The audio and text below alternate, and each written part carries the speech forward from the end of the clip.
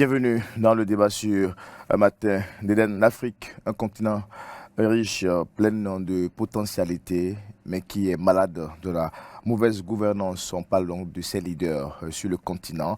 Les guerres, les conflits que nous rencontrons souvent sont donc liés à l'instabilité politique. Aujourd'hui, on parle aussi du terrorisme dans plusieurs régions du continent. Alors aujourd'hui, nous nous intéressons un peu à notre continent, le comportement de nos cadres surtout, nos cadres politiques, à travers une interrogation. Le leadership politique en Afrique, est-ce véritablement un débat d'idées? C'est avec, bien sûr, notre consultant, le socio-anthropologue, Claude Timbe Azalou, qui est avec nous dans ce studio. Monsieur Azalou, bonjour. Bonjour, Koné Aïssé. Bonjour à tous les téléspectateurs et auditeurs. Encore une fois, merci pour la disponibilité et surtout votre contribution à nos programmes. Merci, c'est un plaisir. Alors, d'entrée de jeu, pouvez-vous nous faire une petite clarification conceptuelle du thème leadership? Merci beaucoup. Il faut dire que le leadership est une expression qui nous vient de la culture anglo-saxonne et qui est véritablement entrée dans la culture française à la fin des empires coloniaux et à la fin des affrontements Est-Ouest. Alors, quand on prend le mot en lui-même étymologiquement, ce mot peut être scindé en deux. Vous avez leader qui signifie qui mène. Vous avez le suffixe ship qui signifie bateau. Donc, si on francise directement le mot, on va dire que le leadership, c'est le bateau qui mène. En réalité, le leadership, c'est l'autorité exercée par une personne ou un groupe de personnes sur un groupe d'individus qu'il ou elle représente. Le leadership, c'est aussi cette qualité humaine, audacieuse, qui emporte autant qu'elle rassure. Le leadership, c'est cette forme également de charisme dont sont dotées certaines personnes et qui viennent directement de leur qualité, de leurs compétences, de leur savoir-faire. Le leadership, c'est aussi ce que Platon avait défini dans son ouvrage La République. Comme à Athènes, il y avait un navire qui voulait chavirer et tous les matelots s'étaient mis ensemble, en fait, chacun de son côté, en essayant de chercher la solution, tout en oubliant qu'un seul leader, une seule personne pouvait organiser en fait le sauvetage et sauver le navire, sauver tout le monde. Donc, pour enchérir le leadership politique, on dira que l'essence même du leadership politique, c'est de prévoir l'avenir, créer ce futur, tout en opérationnalisant dans le présent tous les systèmes de gouvernance et de production qui permettent non seulement de booster la croissance économique des sociétés, mais également d'améliorer les conditions de vie de nos sociétés. Donc le leadership n'est pas que une faculté innée, c'est aussi quelque chose qu'il faut développer soi-même. D'accord. Et puisque nous parlons de leadership politique en Afrique, avant les indépendances, est-ce qu'on avait des leaders en Afrique avant les indépendances? Oui, avant les indépendances, on avait des leaders. Sauf que ce n'étaient pas les mêmes défis en réalité. Nous avions ceux qui se sont battus, qui avaient mené chaque société africaine vers l'indépendance. Ils sont également des leaders qui étaient confrontés en fait à des défis qui étaient les défis d'entre-temps. C'est ça. Très bien. Alors, puisque c'est une question de curiosité un peu, voilà.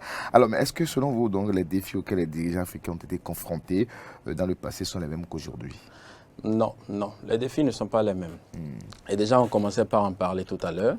Dans le passé, les défis des leaders politiques africains pouvaient être résumés en 4 points. Le premier point, c'est l'indépendance de chaque pays, donc l'indépendance politique. Et en deuxième point, nous avions eu la construction d'un État-nation entre-temps. Ensuite, il y a eu la démocratie qui était un grand défi dans le temps. Et enfin, il y avait également la souveraineté économique. Donc en général, c'était les 4 en fait, grands défis auxquels les leaders du passé ont été confrontés. Aujourd'hui, les leaders africains d'aujourd'hui et de demain sont confrontés à des défis beaucoup plus grands. Aujourd'hui, la démocratie constitue toujours un défi pour tous les pays africains. Et d'ailleurs, c'est un cheminement. La souveraineté économique est toujours là, comme défi aujourd'hui. Et à tout ça s'ajoutent plusieurs autres défis modernes aujourd'hui, que sont l'expansion des réseaux sociaux, c'est-à-dire la toute-puissance des réseaux sociaux. Il y a le terrorisme également, qui est devenu un grand défi pour tous les leaders politiques africains. Vous avez aussi le changement climatique, avec tous ses effets, qui constituent également un très grand défi aujourd'hui pour les leaders africains. Vous avez également les maladies. Vous avez la croissance de plus en plus grande, en fait, des besoins d'une jeunesse de plus en plus grande également en Afrique. Et donc, tous ces problèmes qui tournent autour, comme le chômage, comme la délinquance, etc. Et donc, vous avez assez de défis aujourd'hui qui font que les leaders politiques d'aujourd'hui ne peuvent plus, en réalité, pratiquer la gouvernance comme dans le passé. Dans le passé, on a noté ce qu'on appelle le paternalisme, qui est un système vertical dans lequel le chef, en fait, tout le monde suit le chef. En fait, dans le temps, c'était comme ceci ou ce n'est pas ça. Vous voyez? Aujourd'hui, les leaders politiques d'aujourd'hui et de demain sont obligés, en fait, d'emmener les autres avec soi, sont obligés d'expliquer, sont obligés de se justifier. Et vous allez voir qu'il y a des gouvernements qui ont décidé carrément d'avoir des porte-paroles, comme le cas du Bénin, où le Bénin a un porte-parole qui est chaque fois obligé d'expliquer, de se justifier, d'emmener les gens avec soi, d'inspirer un peu la population. Et donc, c'est parce qu'ils ont compris qu'aujourd'hui, les défis ont changé et qu'il faut aussi changer, en fait, ce style de gouvernance. Et face à ces nouveaux défis-là que vous avez cités tout à l'heure, alors quelles sont, selon vous, les qualités que doit développer donc, un bon leader politique africain aujourd'hui? Merci. Un bon leader politique africain. Déjà, il y a plusieurs qualités qu'il faut avoir. On ne peut pas encore prétendre connaître toutes les qualités, mais il y a des qualités essentielles. La première chose, c'est le fait d'être visionnaire.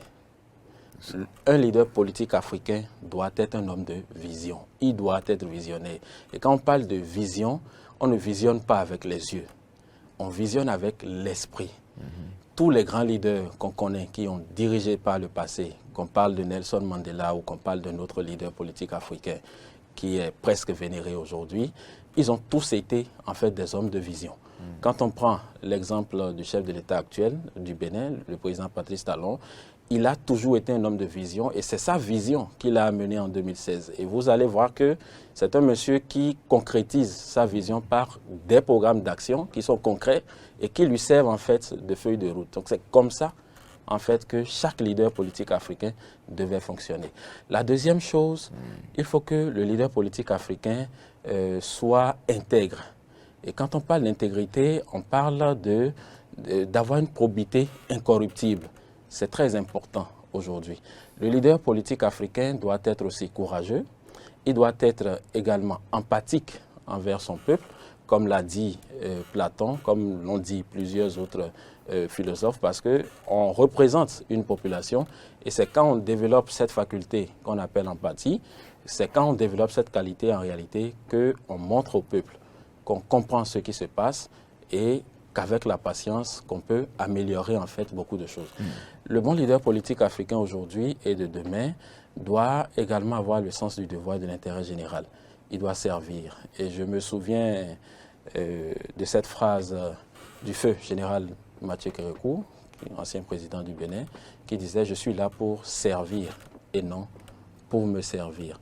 Donc ça fait autant en réalité de qualité qu'aujourd'hui les leaders politiques de ce moment et du futur doivent avoir pour pouvoir améliorer les choses sur notre continent.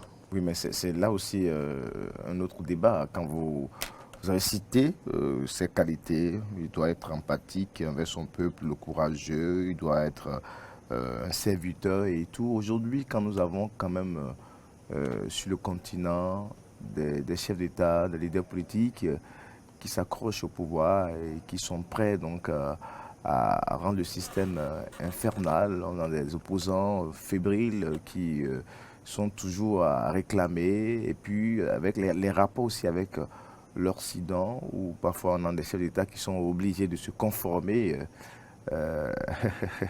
d'être dictés. Alors, est-ce que ça, ce sont de vrais leaders? Est-ce qu'on en a vraiment, véritablement, sur le continent? Oui, on en Mis a. à part quelques noms que vous avez cités, vous avez fait donc le cas de Nelson Mandela tout à l'heure. Alors, mais aujourd'hui, avec notre génération, aujourd'hui, quand nous voyons à peu près ce qui se passe sur notre continent, tout autour de nous, est-ce que nous avons de vrais leaders ou des leaders qui trompent l'Afrique? Merci. Vous savez, c'est une question délicate. C'est une question délicate. D'abord, les rapports qu'on a les rapports qu'on a avec les Occidentaux, c'est d'abord une question délicate. Parce qu'entre-temps, il y aurait eu assez d'accords qui ont été signés depuis des décennies. Ça. Et donc, vous ne pouvez pas venir du jour au lendemain, c'est comme si venir briser. On est dans une scène. Vous voyez, aujourd'hui, on ne peut plus faire les choses de manière brutale. Le temps, l'ère de la brutalité est passée depuis longtemps. Aujourd'hui, même dans nos rapports avec l'Occident, nous devons être des négociateurs. Récemment, on a parlé des biens culturels qui sont venus au Bénin. Le Bénin n'a pas déclaré la guerre à la France avant de l'obtenir. Nous avons procédé à des négociations. C'est vrai qu'il faut louer le leadership du ministre des Affaires étrangères et du chef de l'État qui ont œuvré pour qu'on ait ce retour. Donc, c'est d'abord une affaire de négociation aujourd'hui par rapport à nos relations avec l'Occident. Ce qu'il faut aussi qu'on sache, c'est qu'il ne faut pas qu'on se concentre trop sur l'autrui. C'est ça. Il faudrait qu'on se concentre sur nous-mêmes. Si nous voulons réellement qu'il y ait un changement, il faudrait que nous-mêmes, en tant qu'Africains, nos leaders africains, puissent réellement eux-mêmes s'unir. Parce que c'est quand on est unis, en fait, qu'on est beaucoup plus fort. Maintenant, quant à la question du leader politique africain, on en a toujours. C'est vrai qu'on ne peut pas avoir actuellement toutes les qualités qu'on souhaite chez une seule personne, mais on a quand même des qualités qu'on arrive à remarquer chez beaucoup de nos leaders, en fait, dont on a parlé tout à l'heure. Et le souhait, en fait, c'est que le système politique africain soit réellement basé sur une culture de leadership qui est basée, qui impose en fait une idéologie à la source. C'est de ça réellement nous avons besoin pour sortir de certains de nos problèmes, de nos soucis. D'accord. Alors, mais quelles sont selon vous les caractéristiques du leadership politique qu'on peut qualifier de parfait? D'accord. Pour l'Afrique aujourd'hui et demain, en fait, c'est... D'accord. Les caractéristiques de ce leader qui pourrait être un leadership politique parfait, ces caractéristiques sont nombreuses, on va juste citer quelques-unes. Il faudrait d'abord que le leadership politique africain soit un leadership qui recherche les formes d'organisation qui sont adaptées à nos sociétés. Première chose. Deuxièmement, il faudrait aussi que ce leadership puisse ouvrir l'esprit des Africains vers un univers de responsabilité collective qui permet en réalité d'inventer le futur. Il faudrait que ce soit un leadership politique africain qui rétablit la confiance entre l'État et le citoyen. Parce qu'on a constaté une crise de confiance entre le citoyen et l'État, déjà même lors des élections. Aujourd'hui, pour la plupart des pays africains, dès que les échéances électorales arrivent, vous commencez par entendre les citoyens africains qui commencent par dire non, bon, quand il sera là-bas, il va nous oublier. Il y a une crise en fait de confiance et ça fait même que ce sont des populations qui obligent en fait certains leaders politiques à les corrompre parce qu'ils se disent arriver là-bas qui ne va plus penser à eux, tout en ignorant que si ces populations encouragent un tel fait, qu'elles sont toujours perdantes en fait. Ce leadership politique africain, qu'on pourrait qualifier de parfait, pourrait être aussi un leadership politique qui démocratise davantage nos sociétés. Parce que la démocratie, c'est un cheminement. Aucun pays au monde aujourd'hui ne peut dire qu'il applique à la lettre tous les principes démocratiques. Vous savez, la démocratie qui nous vient qui est composée de deux mots, démos qui signifie peuple, kratos qui signifie pouvoir. Abraham Lincoln l'avait défini comme la gouvernance du peuple par le peuple, pour le peuple. Mais nous en avons 5 formes. la première forme de démocratie, qui est appelée la démocratie directe, a été appliquée dans la Grèce antique. Et c'est même cette forme-là, c'est de cette forme dont Jean-Jacques Rousseau parlait et disait que c'est la seule forme de démocratie en réalité qui répondait au mieux à l'essence intrinsèque même du mot. En fait, dans cette démocratie, vous avez en fait chaque citoyen qui dispose de la même parcelle de pouvoir. Vous voyez un peu? Donc ensuite, vous avez la démocratie représentative qui est aujourd'hui pratiquée par plusieurs pays. Le Bénin aussi pratique cette démocratie assez facilement. Vous avez également la démocratie libérale qui est aussi pratiquée par le Bénin. Vous avez la démocratie populaire qui est également pratiquée par le Bénin jusqu'à aujourd'hui. Vous avez la démocratie semi-directe pratiquée par certains États des États-Unis et aussi les cantons suisses. C'est une démocratie dans laquelle une portion de la population a ce qu'on appelle le veto populaire qui leur permet d'organiser des référendums pour aller contre une loi ou bien pour proposer en fait des lois. Donc la démocratie, c'est un cheminement. Je me souviens lors de la cérémonie de prestation de serment du président Patrice Talon, il disait récemment qu'il va faire de son nouveau credo la liberté, la démocratie et la bonne gouvernance. C'est parce que ce n'est pas un hasard, c'est parce qu'il sait que la démocratie, c'est un cheminement et que chaque jour, il faut encore améliorer, s'inventer, améliorer en fait davantage les choses. Et donc, pour finir un peu sur ces caractéristiques du leadership politique africain parfait, il faudrait que ce leadership prône la bonne gouvernance, pense beaucoup plus encore au bien-être, et pas seulement à la croissance économique. Et je pense que le chef de l'État du Bénin l'avait dit également récemment à sa cérémonie de prestation de serment. Donc voilà un peu quelques caractéristiques qui sont importantes. Alors, mais comment faire pour que ce type de leadership-là émerge véritablement sur le continent? Oui, parce que dans les systèmes actuels qui sont un peu gangrénés, où il y a parfois une certaine opposition entre les camps au pouvoir, les opposants, avec manque véritablement de débat d'idées dans plusieurs pays, le pouvoir qui cherche à tout contrôler parfois, l'opposition qui se lamente, et les partis politiques qui sont pratiquement inexistants. Alors, est-ce qu'on peut véritablement produire, quand est-ce que la FIP peut produire ce type de leadership-là, dit de parfait que vous venez de... Merci. On dit souvent qu'il va le même ménage sa monture. Si réellement on veut avoir un type de leadership du genre dans tous les pays africains, c'est à nous-mêmes, c'est aux dirigeants d'aujourd'hui de prendre certaines décisions. C'est-à-dire quoi? Il faudrait que le leadership soit une grande culture. On doit l'incorporer. Et la meilleure manière que moi je trouve personnellement d'incorporer le leadership dans notre culture, c'est de mettre les cours de leadership dans les systèmes éducatifs. On ne se parachute pas leader, ça s'apprend. Et on apprend en réalité à développer des qualités, à développer son charisme. Et donc, je sais qu'il y a actuellement une fondation au Bénin qui s'occupe en fait de ces cours de leadership et qui fait déjà le travail. Et donc, il faudrait que dans nos systèmes éducatifs, on apprenne déjà ces valeurs. Le leader, c'est quoi? Le leadership, c'est quoi? Comment est-ce qu'il faut diriger de manière à ce que la population, la société même se sente réellement concernés, se sentent pris en compte en fait dans les décisions, dans les solutions proposées. Donc pour moi, c'est la première chose qui va permettre.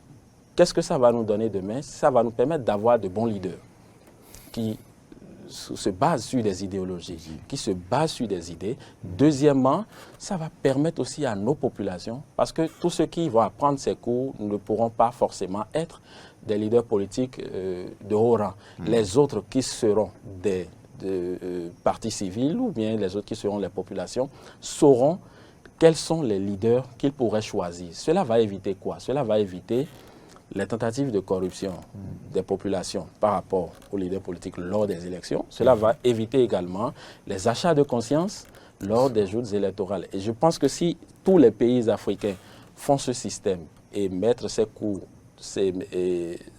de leadership dans nos systèmes éducatifs, à partir du primaire jusqu'aux universités, je pense que d'ici 10 ans, 20 ans, on va commencer réellement par avoir de grands leaders bien formés pour le travail et qui pourraient, après, 30 ans plus tard, s'unir véritablement pour ensemble relever les défis que nous avons. D'accord. Et maintenant, on a balisé le terrain, mais on va répondre à la question posée depuis le début de cette émission. Alors, est-ce que le leadership politique en Afrique est véritablement un débat d'idées? Oui, la question est grande et très pertinente. Il faut dire qu'il y a deux paramètres qui jouent au niveau de cette question. On pourrait dire oui, le leadership politique en Afrique est un débat d'idées. On pourrait aussi dire non, ce n'est pas un débat d'idées. Pourquoi? Ça dépend de deux facteurs. Le premier facteur, c'est le facteur temps. Là, je me base sur ce qu'on a vu, ce qu'on a observé. Il y a le facteur temps, il y a aussi le facteur endroit, c'est-à-dire le facteur espace. Le facteur temps, parce que dans certains pays africains, on a constaté qu'il y a eu des leaders politiques qui ont réellement montré leur charisme et qui se sont réellement basés sur leurs idéologies.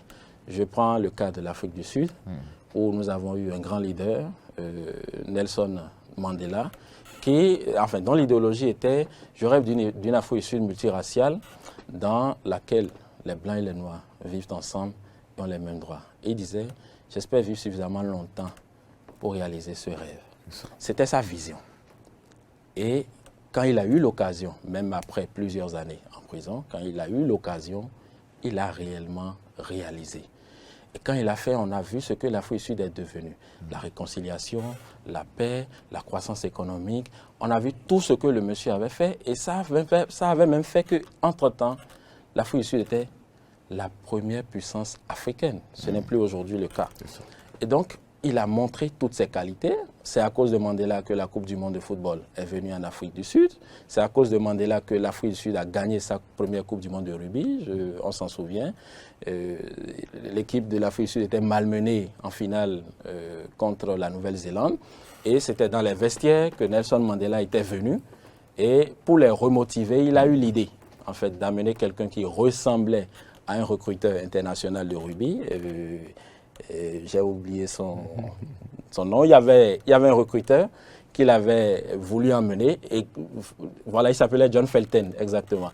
Et comme il n'avait pas la possibilité d'avoir cette personne-là dans l'instant T, il a pris quelqu'un qui ressemblait en fait à John Felton, qu'il a amené en fait dans les vestiaires. Il leur a dit voilà, voici John Felton. Si vous faites un bon match, si vous gagnez en fait ce trophée, vous irez dans tel pays, tel pays, tel pays. Ça a motivé en réalité les joueurs sud-africains qui étaient en majorité blancs. Parce que dans le temps, même les Noirs ne supportaient pas l'équipe de rugby de l'Afrique du Sud.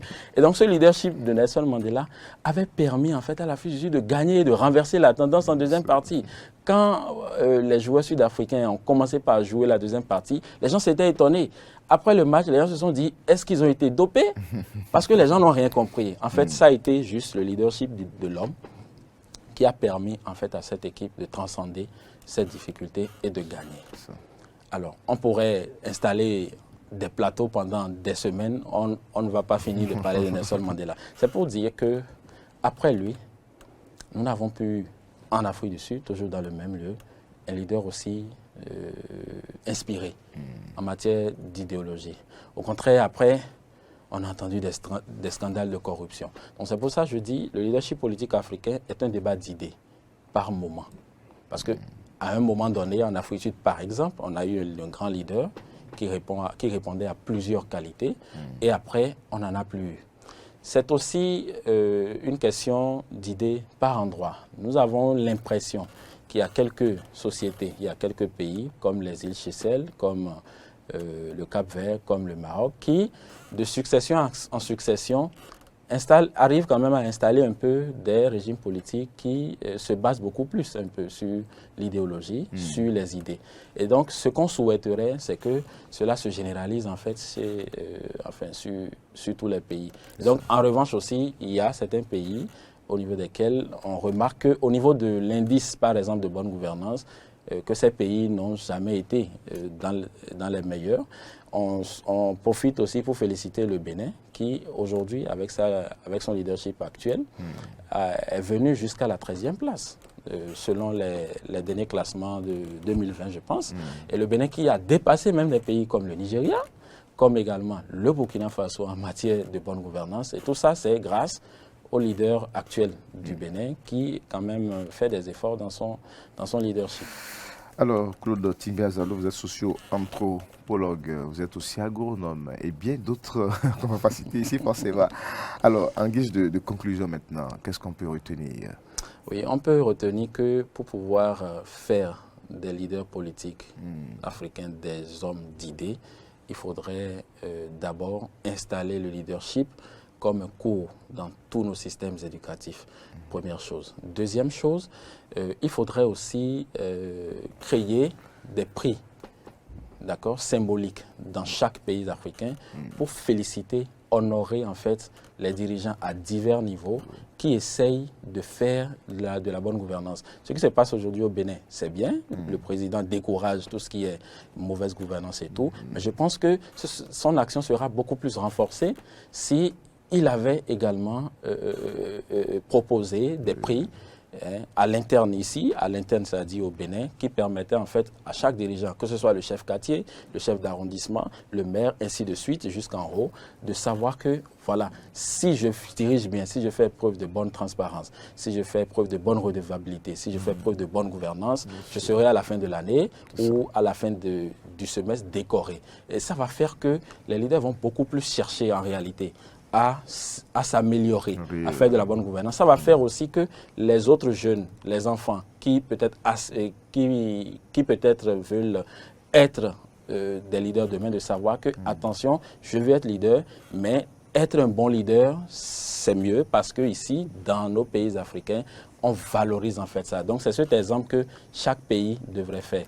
Et aussi insister sur des cours comme la citoyenneté, comme par exemple le Bénin a démarré, parce que le Bénin a déjà démarré l'acceptation de ces cours en fait, voilà, dans nos systèmes éducatifs. Merci à vous, Claude Tingbe Azalo. Merci à vous pour donc, ces explications sur le leadership politique. En Afrique, vous allez rester avec nous. On va vous retrouver certainement tout à l'heure sur donc, le plateau de décryptage du discours du chef de l'État. Merci pour la disponibilité.